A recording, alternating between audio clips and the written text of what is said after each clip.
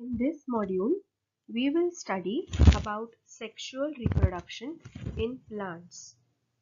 Among the higher plants, the mode of reproduction is sexual mode, and this is quite common in higher plants.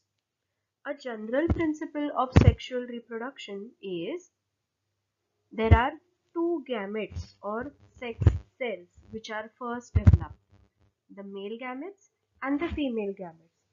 These both they fuse to form a zygote, and it is this zygote which will develop into an embryo and then later into a young plant or an offspring.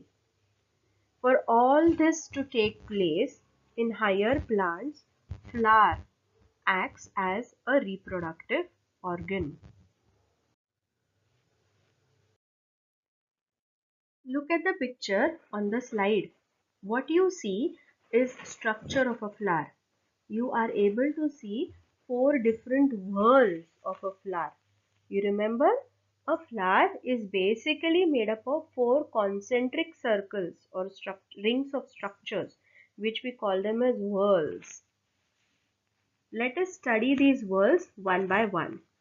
The first one, calyx or sepal. It is the outermost whorl and it provides protection. It is usually green in color and it provides protection to the flower before it opens, which means in the bud condition. This is the first outer ring, also known as calyx. If you look at this picture over here, that sepal or calyx is nothing but the first outermost whorl of a flower. Now let's move ahead to the second whorl of the flower, which we also called as corolla or petal. Okay, these corolla or petals, they are brightly colored. They've got lot of nectaries, and all this is meant to attract insects for pollination so that the flowers can reproduce further. So if you look at the picture over here, as in the diagram, what you see colorful part of a flower is the corolla or the petal. The third whorl, which is seen in the flower, is the male reproductive part called as androecium.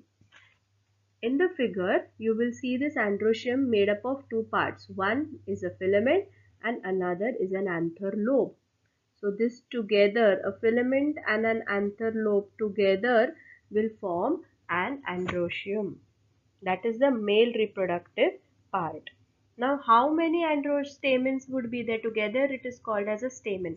How many stamens would one particular flower have? That depends upon the variety of the flower.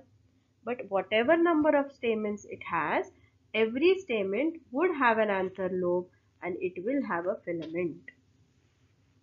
And the fourth whorl of a flower, which is called as gynoecium. Gynoecium, it is also another name for it is carpels or pistils, and it is the female reproductive part of the flower. Now each of this carpel is made up of four major parts. Okay, I'm showing it to you on the screen. First, stigma. Okay, a place where the pollen grains can come and stick.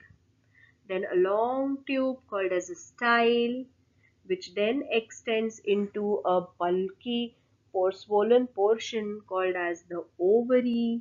Over here, the ovary. This is the ovary, and inside the ovary there is an ovule. So all entire carpel or pistil together will be made up of stigma, style, ovary and ovule, and together it forms the female reproductive part of the plant. Now in certain type of plants, in certain type of flowers, you will see that a flower has all the four whorls. Such a flower, we call it as a complete flower, like hibiscus, spider lily. I hope you remember seeing white lily, spider lily flowers just near the banyan tree in our school ground. While there are some flowers where some of the other whorls are missing. It could be, let's say, calyx is missing, or corolla is missing, or androecium is missing, or gynoecium is missing. Quite possible. Such a flower, we call it as an incomplete flower. Example, sunflower. In the previous slide, we did see about four whorls of a flower. Let us also try to categorize flowers as one, which is called as unisexual, which means it has whorls, but it would either have a male reproductive organ or a female reproductive organ, like papaya or cucumber. So see this figure? This is papaya plant. Okay, what you see over here in the first part is a yellow dot structures. If you remember, the dot are the pollen grains, anther lobe. So definitely this one has to be the male papaya flower. Whereas in the adjacent figure, what you see are the carpel, isn't it? Ovary, style, stigma, ovule. That forms the female reproductive part. So this is a female papaya flower. It is again very unique or specific feature of the papaya flower, that you might have seen papaya trees growing, it is flowering, but it does not bear fruit. Why could that be? Yes, because that tree which is bearing flower has the male papaya flower, and that will not bear fruit. That is why never ever, how much ever nutrition you give, that papaya tree will not yield papayas. Another type of flower is what we call as bisexual flowers, wherein it has both the reproductive whorls, male as well as female. Best example, hibiscus. Look at the diagram over here. Can you see the female reproductive part, stamen, stigma, pistil, ovary, style, everything is there. Male, female, both the organs are there. That is why it makes a bisexual flower. Hibiscus, rose are some examples.